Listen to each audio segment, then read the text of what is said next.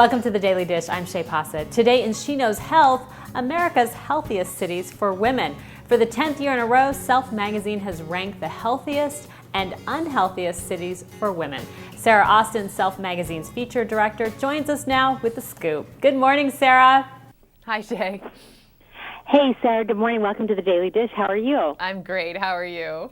Good, good. So let's start with the top 3 healthiest cities in America. What were the best places for women? Number 1 on our list this year was Burlington, Vermont.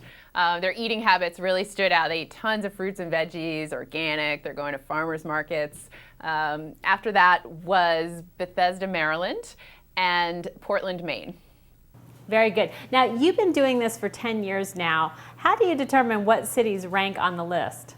Well, we look at about 8,000 pieces of data in nearly 50 categories. So it's everything from obesity rates and disease rates from the CDC, crime rates from the FBI, environmental data from the EPA, and that data changes every year. You know, we crunch all the numbers, we run the highlights in the November issue of Self, and we also have an interactive map up at self.com this year where you can click on any of those 100 areas and find out what their best aspects were and stuff that women there kind of need to work on.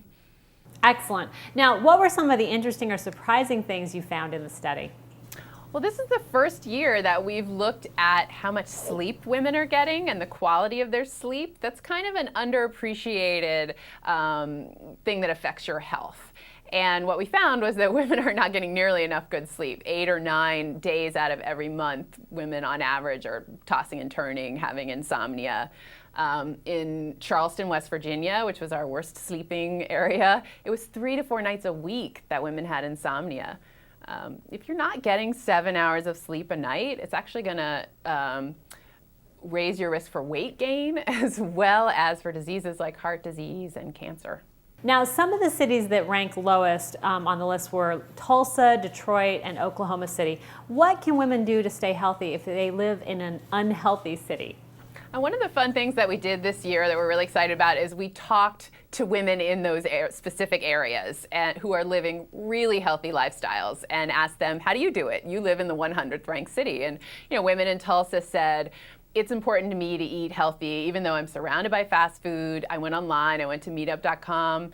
I found a bunch of other women in Tulsa who wanted to do this. We formed a healthy cooking group. You can do stuff like that where you find like minds. And also if you live in one of those areas like Detroit, which is our 99th city, you can find ways to save money if you're, the unemployment or the economy is a factor, but still help your health. If you join a food co-op, for instance, you're going to pay for that every month, but you're going to save in groceries because you're not going to be going to the store and sort of making random buys of things that you didn't really plan on getting. Instead, you're really budgeted for the month, and you also are going to get a chance to experiment with eating some cool vegetables that arrive at your door and finding new recipes to try them out. Great ideas. We appreciate Self Magazine trying to help us be healthy no matter where we live. Thanks for being with us, Sarah. Thanks so much for having me.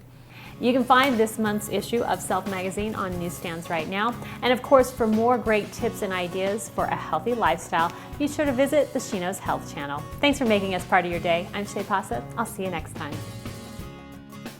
You've been watching She Knows TV. For more She Knows Daily Dish, go to sheknows.com.